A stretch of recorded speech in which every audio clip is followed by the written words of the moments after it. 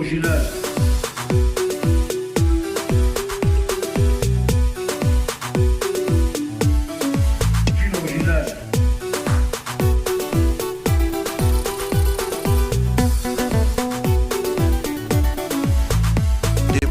London TV. Mbote na balandi nyonso na baboni nyonso ya Debanza London Télévision ezalaka vraiment réel plaisir pour la biso tango bolandaka biso tango topesa bino ba information ya vrai auto baka et outre la source et ça a biso vraiment plaisir à trop nenge vraiment bopesa confiance na Debanza London Télévision. Merci na 3 fois international de Bruno original. Merci aussi na Linzamba. Merci aussi à son éminence maître Kazi voilà Babi l'honorable réellement Eli ya Funa. Le loto mec un peu kobeta moi ma solo boyebi ke no Muzeki Ndingu bakangaki est-ce que abimi to azali bozwa toujours ba réponse kaka na moi vidéo to les vraiment 15 minutes tout ça enregistré moi na moins de 15 minutes en tout cas bopé sanga moi matoika pendant quelques minutes bokai pe yampaka pe bakangaki yampaka abimi to azali donc toujours ba information kaka sikoyo tozo pesa bino po to za na parquet wana donc to za na parquet wana maramnenge leki en tout cas tous allez toujours voilà mais beau ça toujours scotché na chaîne bino pour bientôt la pe to lancer bino live na matanga ya Nignon Seguin donc kalaté toujours ko lancer à moi vraiment na vie mortuaire to mec un peu ko la bino nenge ezole ke puis lobi pe to zesu na cinquantenaire ti na cathédrale ya Notre-Dame tozala wana mpona toujours ko servir bino tolobaka et ça va bien surtout servir bino mais ba kampe to kutana nango bolekaka bosotaka ba publicité en tout cas botala ba publicité et ça la ka bien makasi boyebi bakangaki Muzeki Ndingu aza na parquet donc ye aza na Gombe wana batebele balobi ke non héritier mutakangisi batusu babio mutuboy selon ba information toujours na source surtout batu bazala ngambo ya héritier watanabe ba avocat au bazala min côté ya héritier watanabe en tout cas balobi bango en tout cas ba porter Muzeki Ndingu plainte pour ça la batu musu ba bengaki héritier watanabe keno akende ko charger Muzeki Ndingu par rapport ndenge selon bango ndenge afingaka payer alors héritier abikeno ye ninga za bongo article okanisa mututé selon ba avocat au bazar rapproche ya héritier watanabe babikeno héritier boyi vraiment abikeno ngande na za boyi donc na kotika la kosamba na mututé na kotika la kokanisa mututé donc dossier za wana alors selon ba source babikeno Muzeki Ndingu ezali nde république en fait mboka nde mutu ekangi pona code numérique oyo utakobima awa na émission to salaki na ba mikolo lekai to na otako lobeloko ke non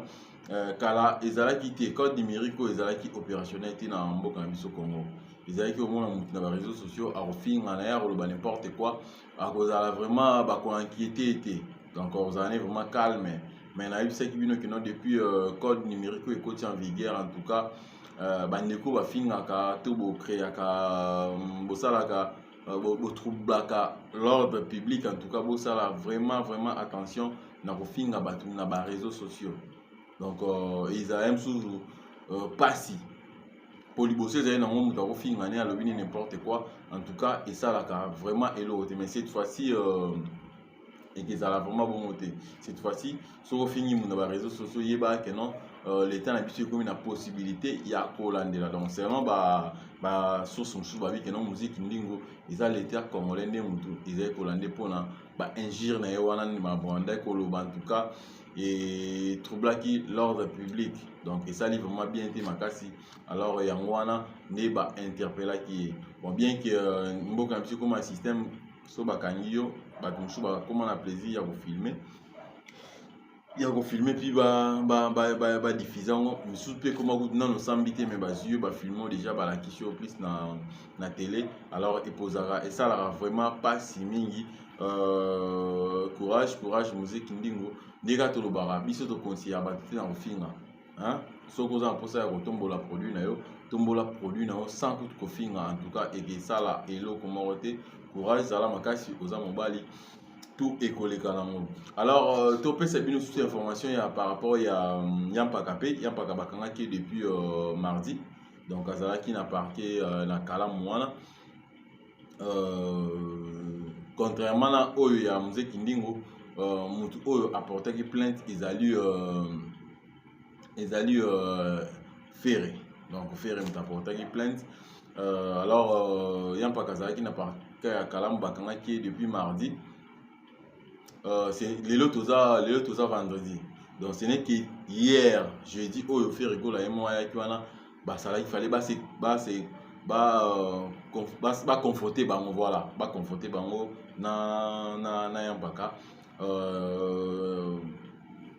côté pe ya Yampaka azalaki aidé na quelques avocats bango pe bayaki na pona convaincre un peu ko bundela en tout cas selon Ferré Gola ba dire o Yampaka lobaki wana ezalaki vraiment makasi trop pona ye alors Ferré Gola même à l'élaki même hein, seulement ba source ko bazaki sur place wana il dérangeait qui ko toucher maman na ye ko toucher moi na ye na ba dire o Yampaka lobaki wana en tout cas et ça là qui vraiment pas signé pas ya Ferré Gola donc akokaki te akoki ko se contenir te yango wana plus apportaki plainte alors na défense côté Yampaka défense na ye balobaki que non Ferré Gola a prouvé que non oyo Yampaka alobaki wana soki eza ye bomoni boyebi ke non na justice ezala mamba ba preuve mamba justice ezalaka te ke non koimagine ke non nga na opense ndeti eza boye namoni nde te yango ezalaka likambo ba preuve alors basengaki na Ferré Gola approuvé ke wana eza ye selon défense ya Yampaka abi ke non ye alobaki Ferré bafere baza ebele eza Ferré Gola te po Ferré Gola bateringe voilà Hervé eza motu mususu boyebi na justice déjà soki kombo kutu même ezala soki ba inverser yango kutu déjà échangeara déjà nini échangeara déjà ezala susu motu wana te komaka motu mususu alors ye adiembelaki minka wana biki en tout cas nga nalobaki na ye te nalobaki na bateringe te nga nalobaki na kaka Ferré alors MCZ Modogo Jean Franco Ferré et kozala Ferré soki nani tout en tout cas vraiment isa yete donc wana ezalaki lobby hier jeudi oyo makambo nyonso elekaki o Ferré Gola ye moko eza apparemment André bandaki à partir ya si je me trompe pas 19h au Ferré Gola kitaki na parquet ya kalamu na avocat na ye et puis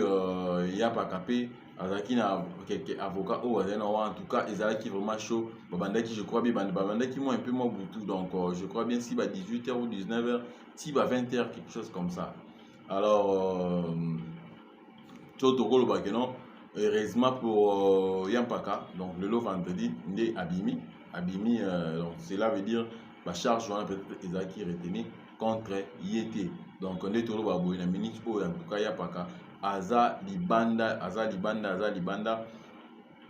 azosepela donc azobima kala mingi te donc voilà oyo tokopesa bino par rapport ya actualité oyo ya bato bakangaki Mzee Kindingo bakangaki aza toujours na Gombe aza toujours na netoro bakeno na Kasho Yampaka bakangaki ye mardi lelo vendredi et puis abimi donc voilà oyo tokopesa bino information pour na mokolo plus ya lelo ndeka tolobara kofinga eza bien te donc de part et d'autre to meki un peu ko chamo ba mai na ba vino na biso pour isala moi bien bana batala biso toza ya ba parents toza na ba bokilo toza na ba semeki toza na basi toza na alors esala bien te que non mutu bakangi que non pour nini pour abandonner ko finga et puis ben jour nini obo finga plus na place publique et ça vraiment qui toko mingi te au côté ka produit na yo donc produit no cela veut dire artiste no au côté ka sans ko finga ba mususu sans ko déranger qui est ya ba mususu omona loto mekempe ko bimana nini wana polémique o ezali kala jibena wera ezalaki mingi o abeti awa o obeta awa to mona ngona fikine pe même endroit même air bato babeti koto yo azobeta na podium ya entreprise oyo azobeta na entreprise oyo baza même place mais lelo na ndimi te eloko wana ekosalama keno entre soit bagaulois na bawarrior babeta place moko lelo même gouvernement je ne crois pas bakopermettre yango mais à l'époque wera na JB guerre ezalaki ya makasi mais babeta na fikini wana mpe babandi yango babeta mpe plusieurs fois babeta bina babandi lelo ti lobi continuer alors soki ezalaki ndeti na mona lelo mais nayebi te elingi ezala bato bange bakufa bato bange bazoka elingi ezala vraiment mabe makasi omona donc to polémique ezala nde tolobaka kosoka na biso ezala loyal omona ezalaki na bato lelo na tv nga so nalobela motu boye nakomisi produit na nga nalobeli moto mosusu mpe oyo aza na ngambo mosusu wana mpe alobeli produit na ye wana esuki juste na télé mais ete obima na biso libanda boye tovanda esika moko moi ji tomeli ensemble kolia mwa tolie mwa ensemble ebanda ozala mingi bongo mais si lelo ekoma mpasi soki motu alobelaka motu oyo bavanda esika moko basolo obie bamela obie balia esika moko ekomi en tout cas mpasi donc conseil tokopesa de part et d'autre totika makambo ya kofinga et puis baartiste oyo mpe boza bato bafingelaka bino en tout cas s'il vous plaît bosenga na bango ndeki bato ebele bazala bateti mais bosenga na bango bameka mpe kodose obini keno nga deja naza boye naza grand mpona olobela nga esengaka te ofinga bato mosusu to odenigre bato mosusu non okokumisa nga okosa mpe comparaison kokritike mosala ya motu eza ngo mabe te eza yango infraction te soki en tout cas atene abete concert wana nga na sepele na nga nango te ifala sala wana eza nango normal mais kofinga kokota ntina bavie privé koloba mabe bainjure moko oyo ezodéranger même oyo bokovanda te na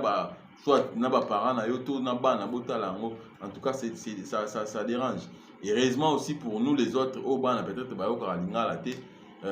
moi moke moi bien alors bana mosusu bayokaka lingala bon boépargne bana na babiloko wana na babuzoba wana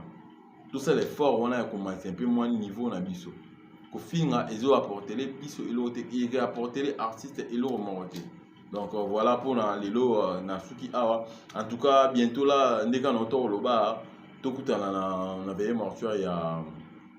Séguin Mignon donc tantôt là bientôt là tozo kotiela bino yango live ndeka ezalaka bolanda na bino donc biso na bino tozala côté moko tolela na bato baolela tolela na BCBG tolela na JB Piana tolela en tout cas vraiment na clan wenge ekisala bien makasi merci na linzamba toujours ndeka tolobaka otikaka biso te merci na Safi et puis Vasti Umba merci na Ritz Mandangi merci na Domelimbaki merci na Niklek Vuvu Shishintoya merci na Neftali merci na Yaya donc Yaya Ketoura alors merci et puis